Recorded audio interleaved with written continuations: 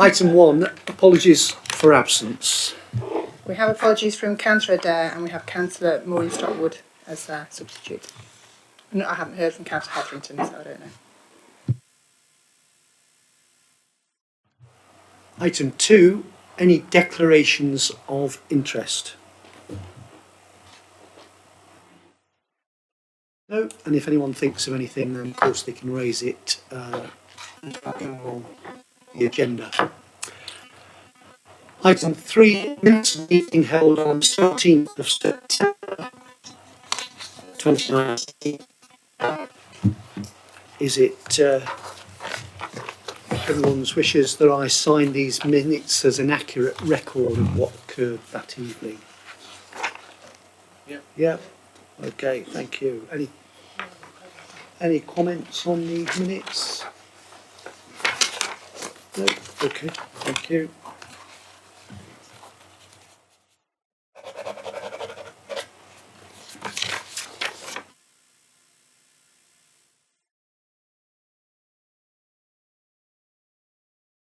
Item 4, internal audit progress report. Report of the Executive Manager, Finance and Corporate Services. Leah. Thank you. This is the report that Chris Williams is going to run through for us. Thank you. Thank you, Chairman. So, as you'll all be well aware, this is our regular progress report to the group.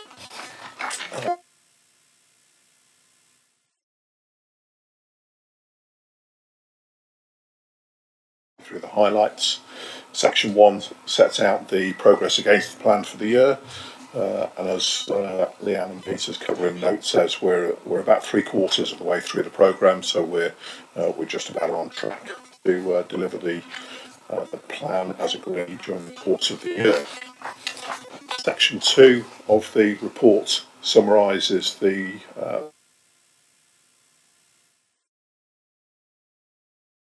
6 pieces of work on there. As you can see, there are overall a positive range of opinions. There are no opinions that dip below the line to the left hand side. Cyber risk assurance has come out as reasonable assurance, and I'll touch on that in a little bit more detail in a couple of minutes. Insurance, creditor payments, business support unit and payroll have all been awarded substantial assurance, which is a very positive result. There are no high or medium priority actions agreed with the Council on any of those, just a number of housekeeping issues. In addition to that, we've also undertaken an additional piece of work which was based on the reletting of the market management contract. So we've just taken a quick look at the arrangements to make sure that the new arrangements are in place and robust, and they are indeed. So over the page, a little bit more detail on the individual findings, and as I said, the only one that's dipped down to reasonable assurance, which is still a positive assurance, is on cyber risk management.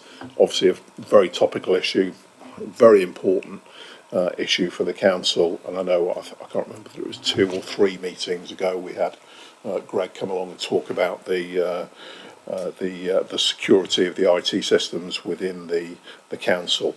It's an area that the Council is under constant attack, and so vigilance and robust systems of defence are absolutely crucial. It's also an area that moves very quickly on a daily, almost an hourly basis. So it's not uncommon when we send our IT technical auditors in to find a number of areas that perhaps need to be tightened up because there are so much going on during the course of the IT systems. So within the review that we've undertaken, and it was undertaken by our specialist team, so if there are any very detailed questions, I may need to defer back to them. There were no high priority actions agreed, which is a really positive position to be in. The medium priority actions, of which there were 2, were around the security incident response plan that the Council has in place and is documented, but best practice would dictate that that is actually tested in practice, and that hasn't been undertaken at the Council. So there is an action that's been agreed with the ICT team to undertake that cyber incident testing. The council also has what's called an intrusion prevention system. So this is an automated system that's continually scanning the array of technology within the council, and one of the things that we noted is that there's no automated alert system. So if the ICT team go into the system, they can identify if there have been particular attacks or particular breaches in those areas. But at the time that we looked at the system, the automated alert framework had not been triggered, so that would indicate that if there was a breach or a particularly serious attack, that the ICT team were automatically notified, by red lights and ringing bells. So that's clearly an important enhancement to the current arrangement. As well as that, there were 8 low priority findings, and I won't go through those in any kind of detail, but they essentially just deal with tightening up the current arrangements, particularly when staff leave the authority, making sure that their access rights are revoked and that any media that they have, such as USB devices, are returned to the council, so that the council can make sure that it has control over its data at all times. All 10 of the actions within the review have been agreed with what we think are sensible implementation dates, and those are included within the appendix to this report. So perhaps, given the gravity of that particular area, perhaps I'll just take a pause there, Chairman, if there are any particular questions on that one before I summarise the remainder of the reports. Okay, do we have any questions, Chris, up to this point? No? Carry on. So just dealing very, very quickly then with the remainder of the reports. Insurance, another obviously key area, and a mixture of outsourced insurance arrangements and self-insurance within the council. A very positive review, overall substantial assurance. Just one low priority action was identified and agreed with the management team. Similarly, on creditors and e-procurement, and we also looked at the procurement card processes within the council. Again, substantial assurance with just one housekeeping issue that was agreed with the council. I've already touched on the review of the new contractual arrangements around market management within the authority, and we were comfortable that a robust system has been put in place with regard to the new management framework. And then similarly, business support unit and payroll, both substantial assurance.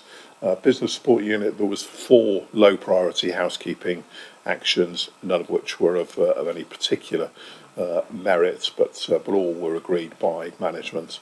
And payroll, similarly, there was just one low priority management action agreed with the management team.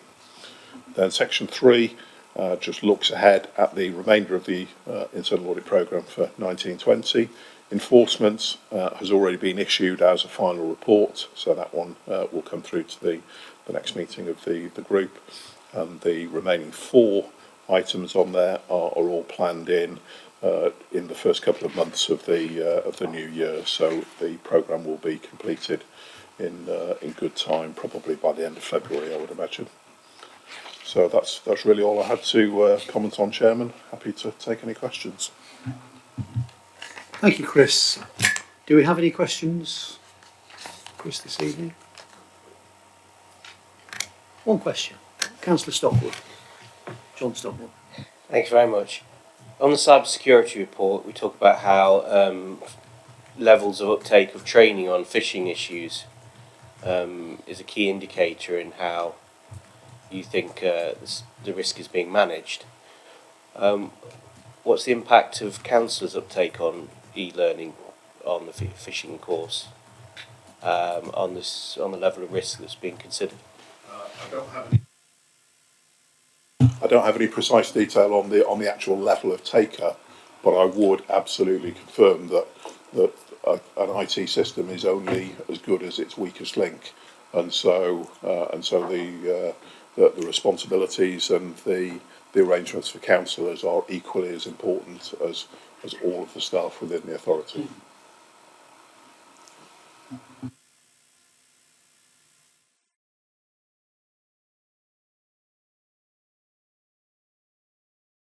Well, thank you, Chris, and thank you for that comprehensive update.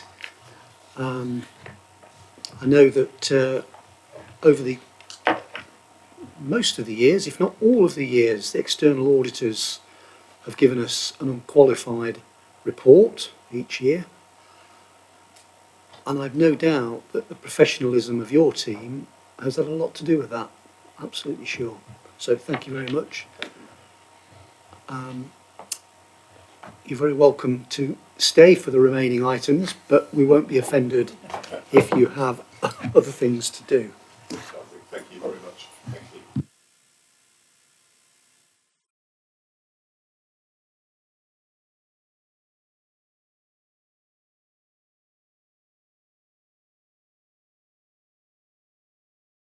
Treasury Management Update, report of the Executive Manager, Finance and Corporate Services.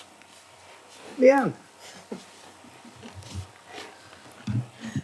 Thank you. Sarah Whittaker is going to talk us through this report. Thank you. Thank you. So this report is the mid-year report on Treasury Management. The first section, 4.1, refers to the economy. So the growth is currently below expectations, and base rate is also expected to remain low, and this is due to the uncertainty surrounding our exit from the European Union and also the general election in a couple of weeks' time. Investments, we currently have income from our investments that are projected to be above budget. This is due to investing in higher earning accounts, and also that we've got additional cash to invest related to slippage in the capital programme that is focused on in the quarter 2 revenue and capital outturn report. The table on page 36 shows that our investments are in line with our treasury management strategy, so it just shows you where the spread of our investments and where they are. On paragraph 4.11, I believe, we refer to the green agenda with regard to our investments. Basically, at the moment, we have 24% of our portfolio in diversified funds, which, as a result of this, these diversified funds do invest in equities. So there is a very small risk that some of our investments are indirectly invested in, could be indirectly invested in fossil-based investments. We have done an assessment on this, and our risk of that is less than 1%. So, for example, the investment in Kames that you can see on the bottom of that table, of that, only 6% of their fund is invested in equities, which equates to £240,000 of our total 42 million investment. And Investec is smaller at only 2%. So our risk again is £80,000. So overall, much less than 1%. So the risk is deemed to be very, very small in relation. Paragraph 4.18 refers to our debt position on page 37. Now, we're not anticipating borrowing in the current financial year until 2021, and this is due to slippage in the capital programme at Bingham, the crematorium, and the asset investment strategy. And because of this, our operational boundary is also projected to be 0. Now, on commercial investments, beginning with paragraph 4.20, we have a number of commercial investments that you'll be aware of. We have recently had revised guidance from central government that aims to ensure proportionality of those investments, and it means we now have to show what our reliance is on that commercial income across the council. So the table on, I've lost my page numbers so I can't tell you, paragraph 4.25, page 39. The table shows that currently our target is 30%, so we don't want to exceed 30% of our total net income to be from commercial investments. And currently we're sitting at about 18%, so that's very good. On page 39, the chart at 4.25 shows the spread of our commercial investments across sectors. So from this you can see that 44% of ours is on industrial sites, which have performed very well for us.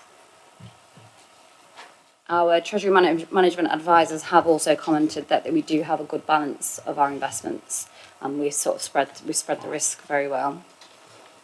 The proportion of financing to net revenue costs has improved, and that's due to the increase in interest income referred to previously. So overall, there is uncertainty due to Brexit and the general election, and this makes it difficult to anticipate the economy. But our officers continue to be diligent and monitor the situation. And that's all from me.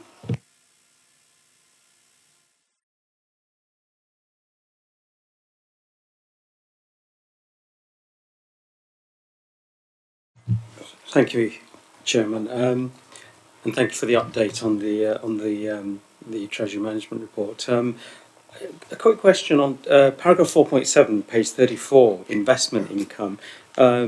It's looking to be a very positive picture, clearly, with anticipated receipts at 483,000. And budgeted was 285. The question really is based on if the qualifications further down around an unexpected property investment or interest rates changing. I was wondering whether we have a feel for what the lower yield would be if that were to happen. So 285 was budgeted, 483 is at the moment expected. But do we actually, if those circumstances were to be realised and there was a demand on capital and interest rates fluctuated adversely, then what sort of figures are we looking at? Do we have an indication of that? I don't actually have the actual figures of what they would be, but obviously our budget was based on the very sort of pessimistic view of where we think our investment income would be. So I would imagine it wouldn't be anything lower than what we've currently got in the budget. But I can do some calculations and come back to you.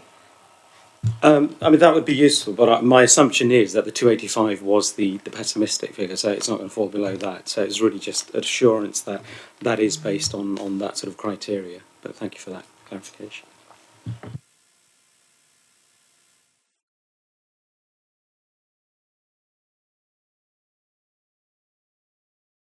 One five, just to clarify that.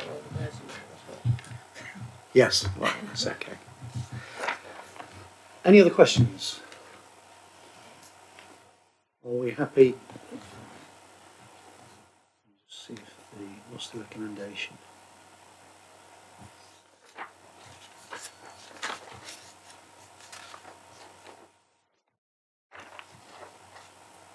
So it is recommended that members note the capital investment management update position at the 30th of September. Okay, all agreed? Thank you. Item 6, Asset Management Plan. Report of the Executive Manager Transformation, which actually I think that is usually out. I'm going to do this one. Excellent. Thank you. Okay, so this is an update on our existing strategy for how we manage our assets. Our assets sit at the centre of our organisation, and it's important that we manage them efficiently, effectively and economically.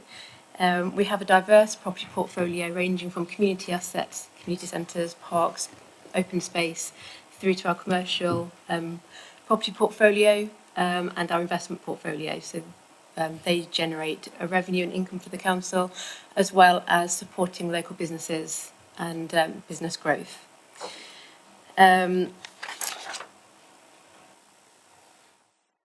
The asset management strategy aims to, or sets out the council's aims and objectives and how the council's asset base aligns with those objectives and how we deliver on those.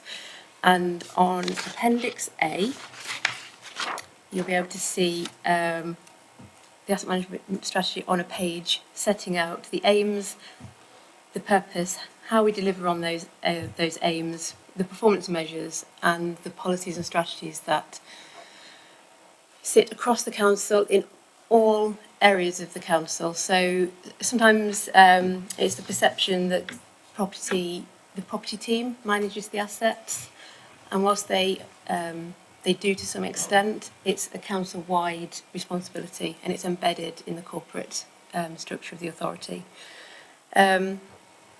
So Appendix A sets out the high-level strategy. From that, we'll prepare an asset management plan, which will provide more detail based on this document. And that's the document that will go to Cabinet and then Council. Appendix B is the action plan. So this is the living document, if you like. So this is the workflow from the strategy, setting out the corporate, setting out the projects and that flow from the asset management strategy. And the Appendix C is the asset list.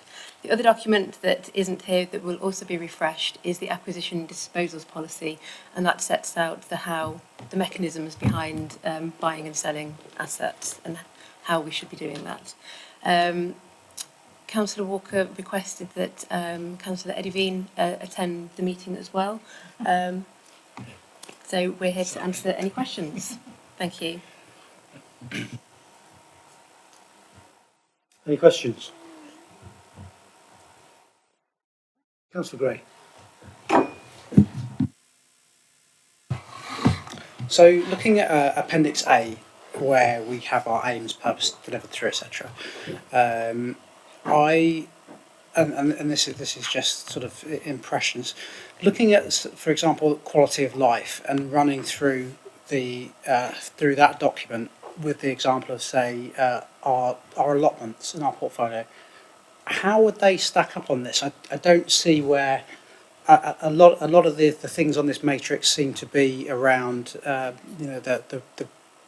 they seem to be very financially based rather than perhaps quality of life based, whereas I'd see perhaps allotment land might not be returning such a large financial return, whereas it has a large impact on quality of life for Rushcliffe residents. I just can't see how that's reflected in the asset management strategy as it's presented here. I just wondered if I'm missing something, or that's perhaps something that we could strengthen.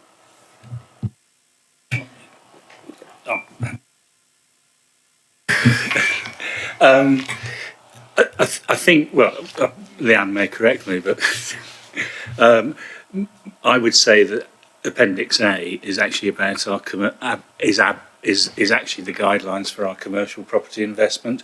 And obviously, if you look at Appendix C, there's a massive list of other properties that we don't see as income generating. So this is really about making sure that we balance our investments in properties that are commercial, I think, is probably, yeah. You can add to that, yeah.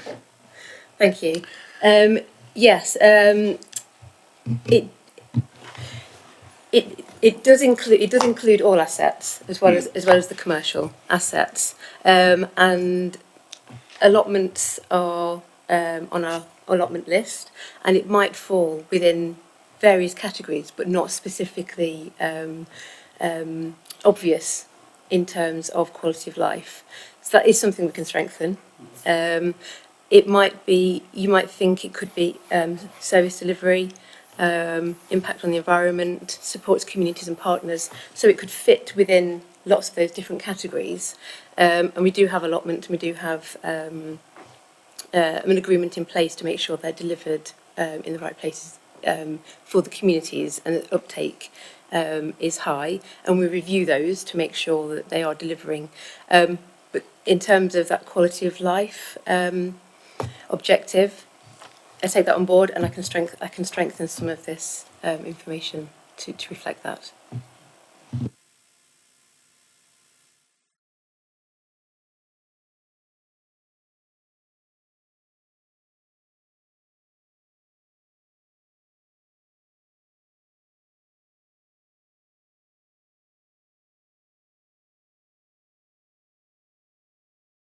enterprise strategy. But yes, perhaps we can make it more obvious. We have to assume that somebody is looking at these documents that are not used to such things like councillors are. So fair point.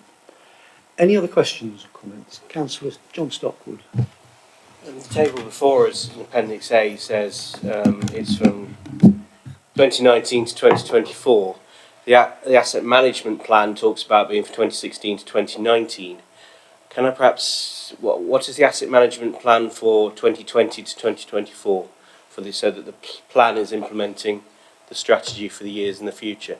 Or is it simply that the plan is a retrospective document of what we did regarding the strategy?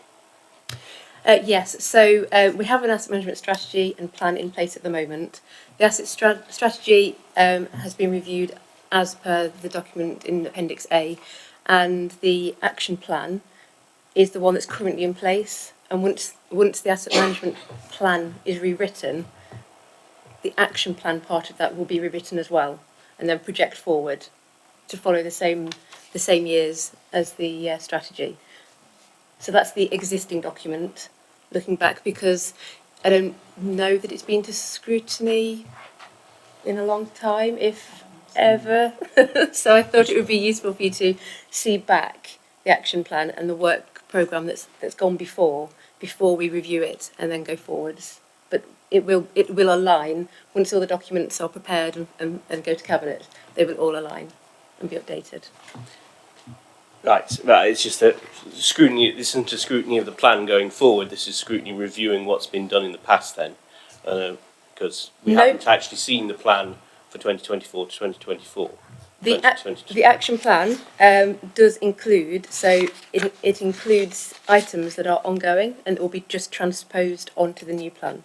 So there's several items in there that are in progress, such as the Bingham Leisure Centre, buying new industrial units, new crematorium, Radcliffe-on-Trent, Village Centre, vibrancy review, etc.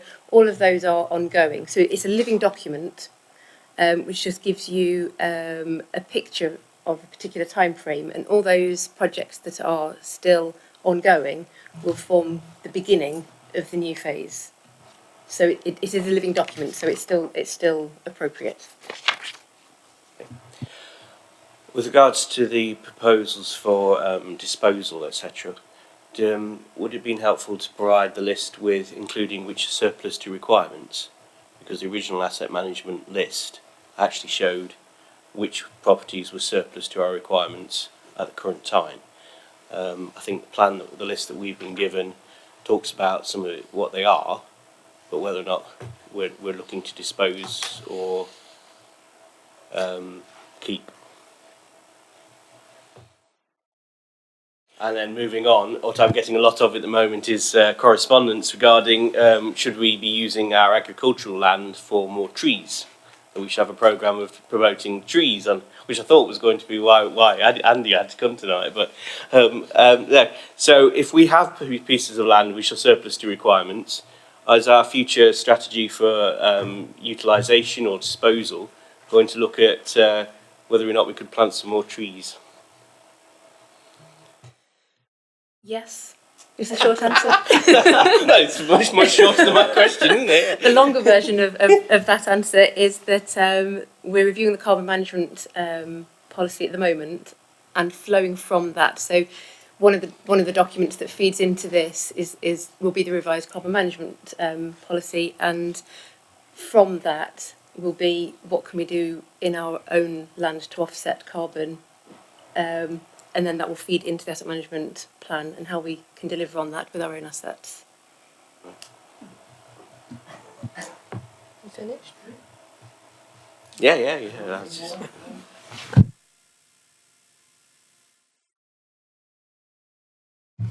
Thank you, Chairman. Looking at the asset management plan and going back to the previous report on our capital demands and projected investment income and so on, I would find it useful. I appreciate there is a lot of detail behind this, but in terms of the forward-looking plan and even the retrospective one, the references to underspend, in terms of capital expenditure, paragraph 4.19 the 13 million underspend, and also the projected expenditure, and therefore, associated impact on our investment income. I think to be able to really view this and appreciate the impact, relating it back to the previous report, I would find it useful if we could maybe include here what some of the planned asset acquisitions or development plans are going to actually cost. And it would help relate it back, as I said, to, the 13 million underspend is quite a lot of money. And then we've got all of these plans here for forward developments and so on. So if there was a way of linking and presenting to us for future meetings the impact of that expenditure, I'd find useful. So it's difficult to comment, I think, as it is, other than statements of intended, action to really scrutinise it, I think, effectively. That's fine. That's something we can add to the add another column to that table. That's a good point, and what we tend to find with the large expenditure that's slipping is that third-party partners or agencies involved in whatever it is usually have impacted upon that. So it would explain that.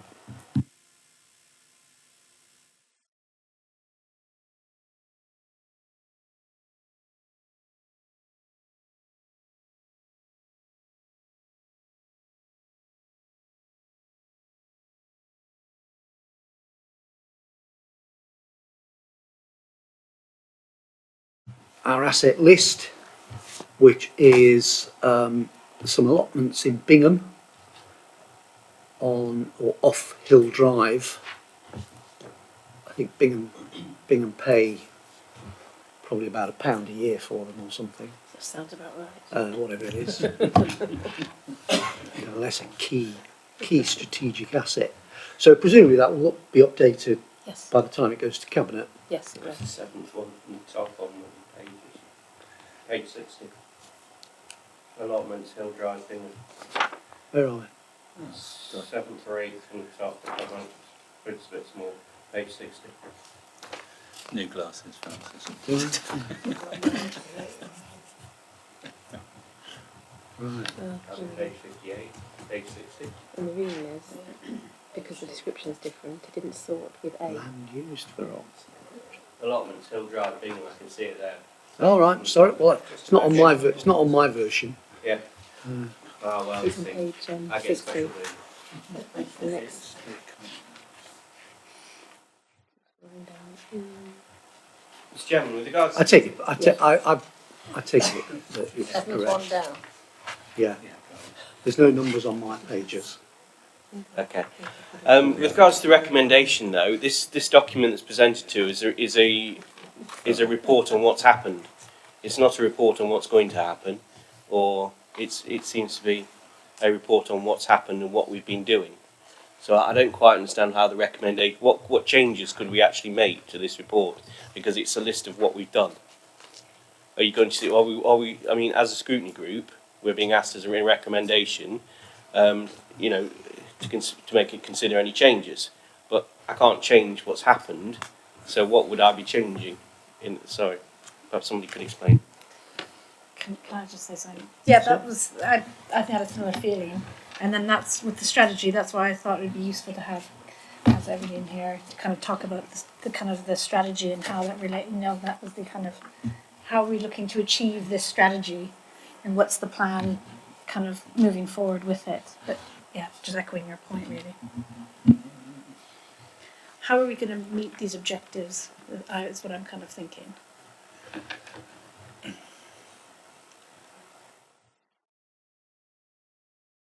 And how do we... Yeah. I would just say that the the strategy sets out the bones and structure for how we are managing our assets, and the asset management plan will flesh this out and explain the how. But this is saying these are our priorities and this is what we think is important, and that's what you're scrutinising. So if we don't get the strategy right, we can't ever get the plan right. So you're scrutinising the fact that this is what we're considering to be the important aims and the purpose of the council going forward, and delivered through tells you the work that this relates to. So it's not the specific item by item on this strategy, but this strategy is a new document pulling together all the themes from the council. So this goes from the service plans that the council puts together. So every year the council sets out the corporate priorities and how they're going to be delivered in detail, and they're all published on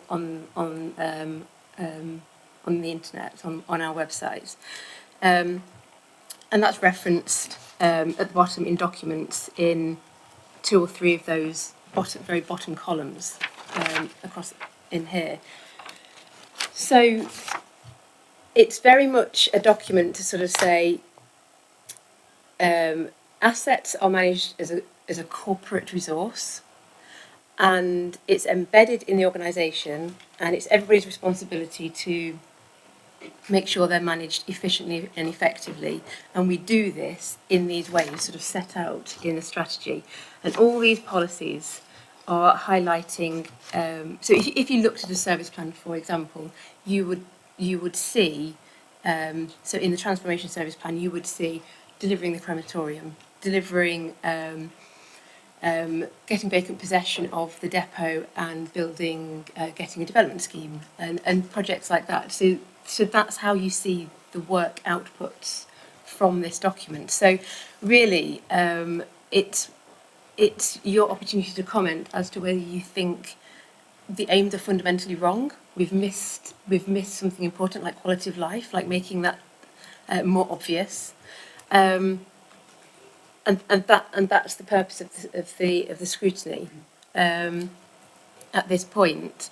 The action plan, like I've said, is a living document. So yes, it looks backwards, but it's also got a number of projects in there that we are currently delivering as a live project, and that will be put on the new action plan going forward. So for me, if you looked at those, picked any of those sort of documents that support the strategy, it's a current position looking forward.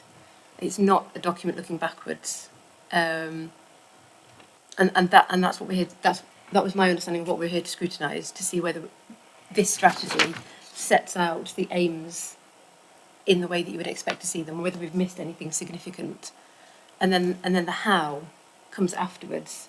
And at a future point, I mean, the action plan is a living document, so at a future point we can bring that back, and you can look at the project plan going forward, because, like I say, it's a living document. Councillor Walker. Thank you. I think could we, the action plan, could it be colour coded to match these colours so that we're kind of identifying which aim it is kind of relates to?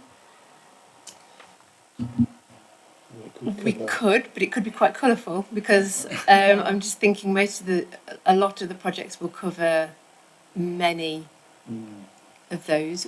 I could number them as well, actually, and have a column with numbers to sort of say that it covers 3, 1, 3, and 5, or whatever. Rather that, some of them might be all the colours.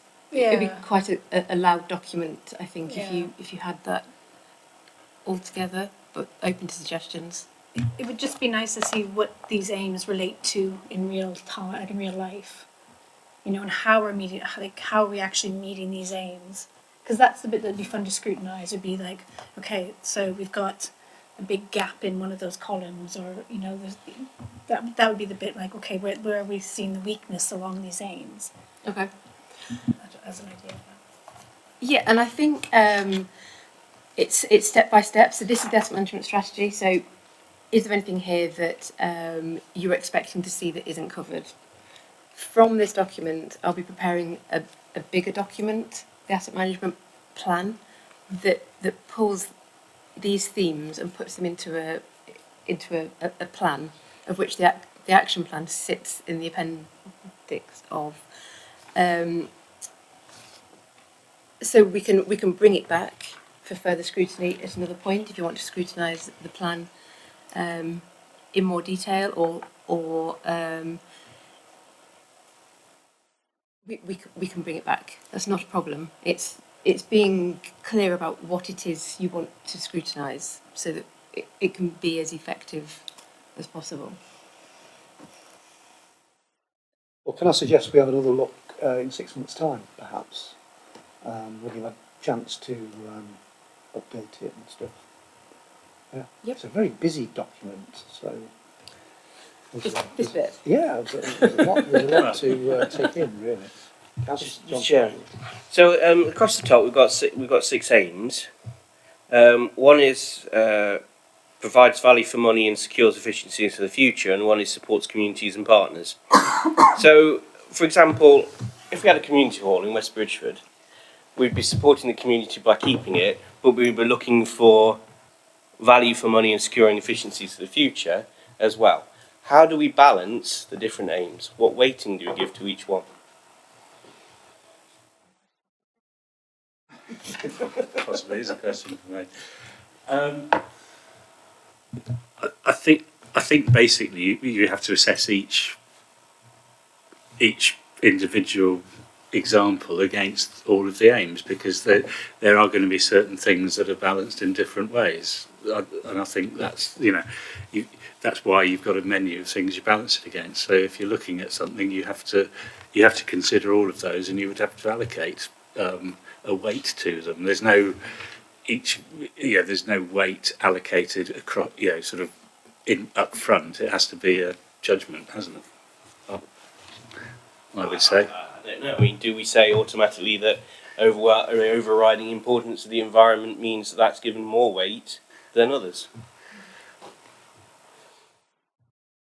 Without actually looking at a particular asset, I don't think you can. You can only judge it on each asset, basically, because different assets will have different priorities.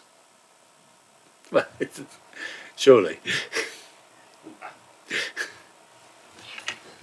That's the way we've always looked at it in the past. Yeah. So, the Luttrell Hall Review, for example, it's a community asset that presently is underused, and it costs an amount to run it. So we review it and we see. We've done a consultation. We've had expressions of interest, and then that's a balance. But it's balanced against that particular asset and the circumstances of that asset, and we take all factors into consideration. And that would be the scenario with each asset, because each one is different. And the reason we hold it, for example, so an investment asset, purely held for investment purposes. So the weighting is purely 100% based against, are we getting a decent return for our investment?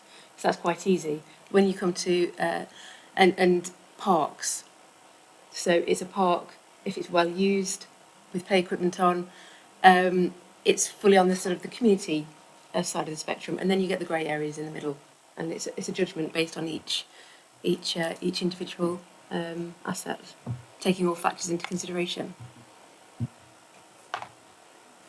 Councillor Gray.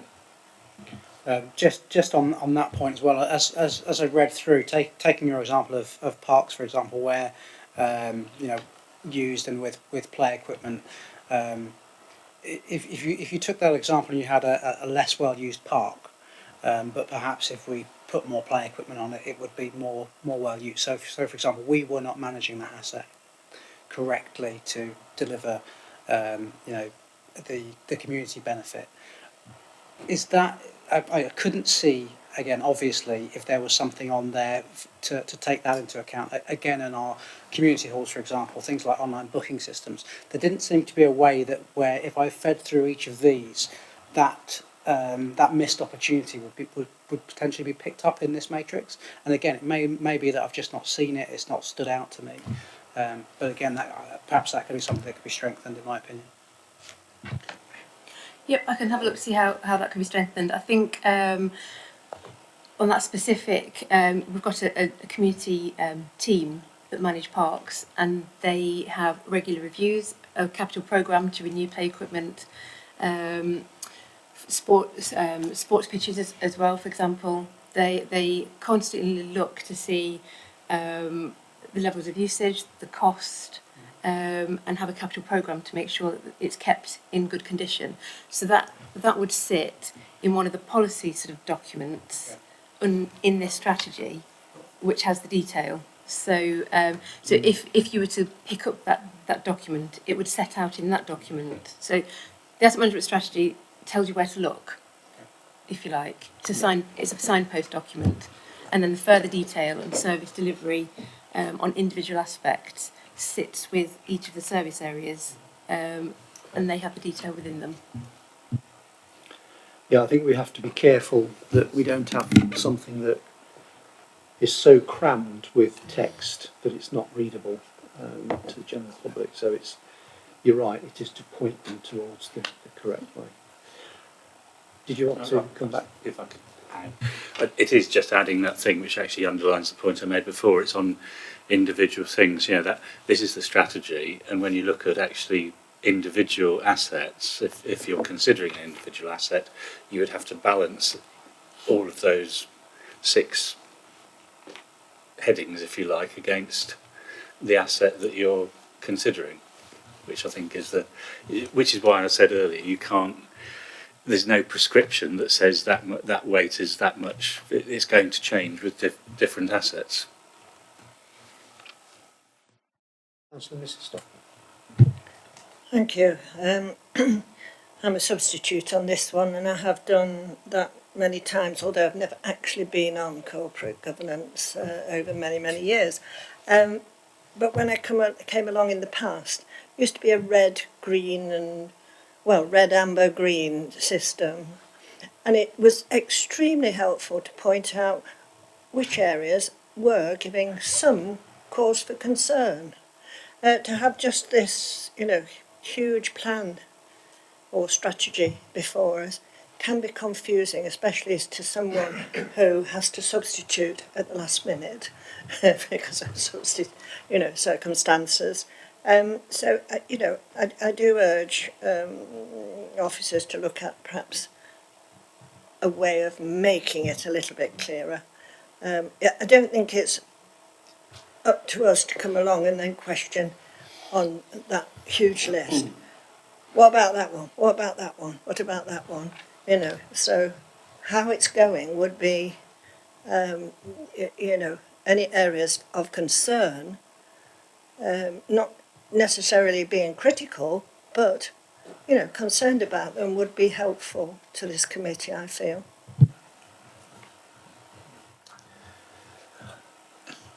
Yeah, I mean, if you we'll just go back to saying this is a scrutiny about the strategy, not the delivery of the plan. So in the past, and I don't know which documents came because I didn't do it, so I'll have a look to see what was brought to you in the past. But this is the relaunch of a new strategy, which is what this group is scrutinising. And from this, we can then have a programme coming forward in the future about how that plan is being delivered and monitoring the plan. But this is the launch of the strategy, not scrutinising the delivery of the asset management plan. The risks, yeah. I think red, amber, green related to the risk of delivery. So red would alert us to... Surely that's what we're all looking at tonight. I would have thought. No, we're just looking at the strategy. I think, Councillor Stockwood, I did sit on corporate strategy in its old guise as well, because of course don't forget this is a sort of transition, well, either a new form of strategy or scrutiny or a transition of scrutiny. And although most of the groups are based on what the old groups were, I can't really see how the red and amber green system. I can see how it relates to the report on the first two reports that we had, but I can't see I can't see how it would relate to this, because it is reviewing. This is a new document. That this is the strategy and not the delivery.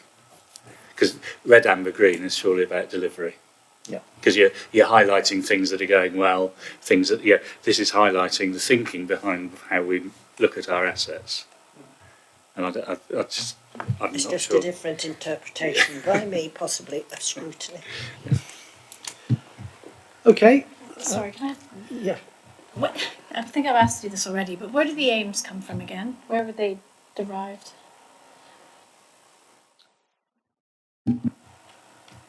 The aims are from our corporate strategy. I mean, not lifted word for word from corporate strategy, but from the corporate strategy, put into categories that make sense in terms of managing assets. So it's an interpretation from the corporate strategy.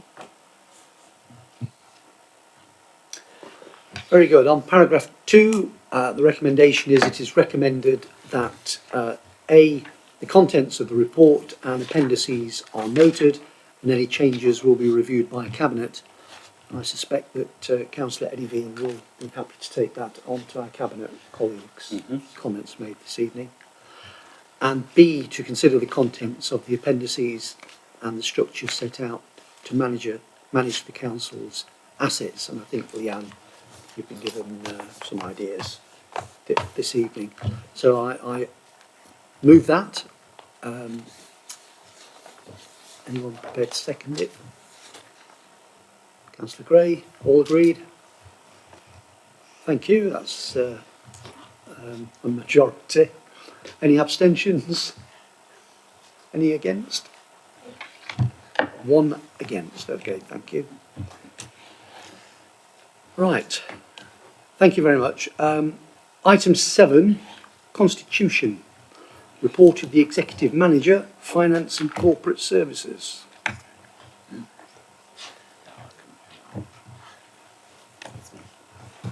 It's my report, Oh, sorry. Chair. Thank you. This report is presented to the group tonight to summarise the changes that have been made to the Constitution by myself as monitoring officer under delegated powers since the Constitution was last presented to Council in July. When the Constitution was last presented to Council in July, an annual review of it was approved.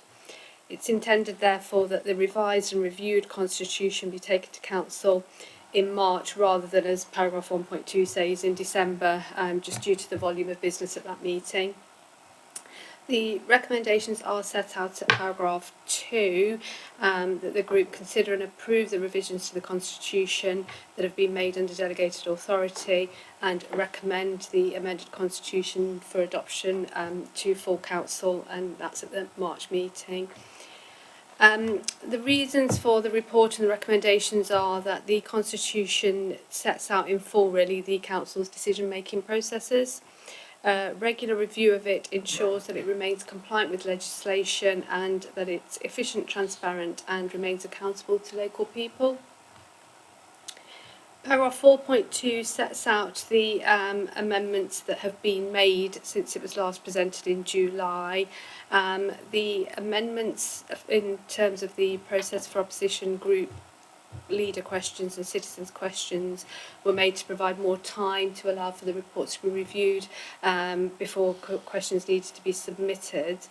Amendments to references to chairman have been made throughout just to provide consistency in the document as a whole, and the amendments to the members' allowance were made to reflect the recommendations of the Independent Remuneration Panel report. So the group is asked today, as per the recommendations, to approve those that have been made under delegated authority and recommend that the amended Constitution be recommended for approval at full council in March. Okay. Any questions? Councillor Sims. What amendments have been made? The amendments are set out at paragraph 4.2. So the first one was in relation to the deadlines for opposition leaders' questions and citizens' questions. The timescales were amended by 24 hours just to allow for more time to review reports, so that the questions could just to give a bit more breathing space, really, give a bit more time to review. The references in the Constitution to chairman, chair, were not consistent, so that was amended just so that was consistent throughout, and the amendments to the members' allowances were required as a result of the recommendations of the IRP. So it's those. Okay. Any more questions? We're all happy with those? Oh, Councillor Johnson. The same as the previous one. If you have delegated authority to do something, why do you need permission from the council to do it? Because you've already got permission. When the Constitution was last taken to Council in July, it was approved that any revised or amended Constitution, the document in full in its totality was taken annually, basically. I think what's happened historically is bits may or may not have been tweaked, or it might not have been looked at for a long period of time. The idea now is very much around, it's a live document, it's a living document, it needs to support the Council's ambitions and decision-making framework. And an annual review of it just focuses that, it makes sure it's done, basically. Will there be any changes made in order to support best practices in our updated Code of Conduct procedure? The amended code was appended to the July version that went to Council, so that has been done. In terms of amendments generally, I am presently carrying out quite a detailed and thorough review of it, so this is the first time since it was done in July, so the amendments aren't, it's only those three that are presented at paragraph 4.2. In terms of the Code of Conduct, that's been subject to a long review by Standards Committee, and there aren't any further amendments proposed to it at the moment. That may or may not change dependent on Standards Committee and what that work programme might look like. Okay. Sorry, Councillor Eddie. If it's okay for me to make a comment, I think we're looking at here is corporate governance, which is by its nature can only be retrospective. You can only look at what's actually being done. That's what corporate governance is. That's why you look at the finances. That's why you're asking for. We want to see things in the future, but this particular group is actually dealing with governance, so you're scrutinising what's already been done or what is being reported on, because you can't ask questions of the finance into the future because they don't know, and surely that's the purpose of this particular scrutiny group, is to look at what's been done, I would have thought. Thank you very much for that point of information from Councillor Edavine. Explaining that we are looking at what's happened.